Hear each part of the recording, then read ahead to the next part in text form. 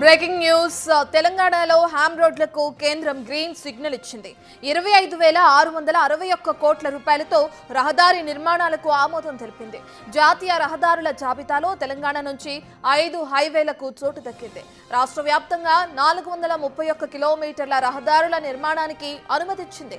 ఇక హామ్ విధానంలో కేంద్రం ఎన్హెచ్ఏ నిధుల్లో 40:60 నిష్పత్తిలో వీటిని నిర్మిస్తారు. ఆర్మూర్ జగిత్యాల రహదారి 4 లేన్లుగా విస్తరిస్తారు. జగిత్యాల మంచిర్యాల హైవే విస్తరణకు కేంద్రం 2,550 కోట్లు మంజూరు చేసింది.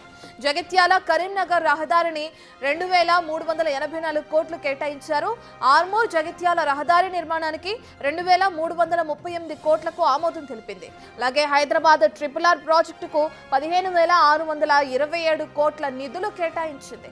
దీంతో పాటు మహబూబ్ నగర్ రాయచూర్ రహదారిని 4 లైన్ గా విస్తరించేందుకు 2,662 కోట్లు ఖర్చు చేయనుంది. కేంద్రం అనుమతితో తెలంగాణ రహదారుల అభివృద్ధికి కొత్త రోడ్ మ్యాప్ మొదలు కానుంది.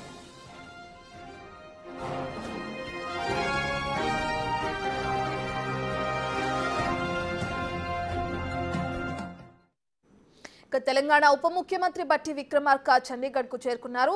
ఐపీఎస్ అధికారి పూరన్ కుమార్ కుటుంబ సభ్యులను పరామర్శించనున్నారు.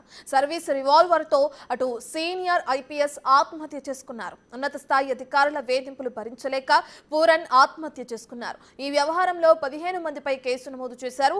ఎస్పీపై సస్పెండ్ వేటు వేశారు.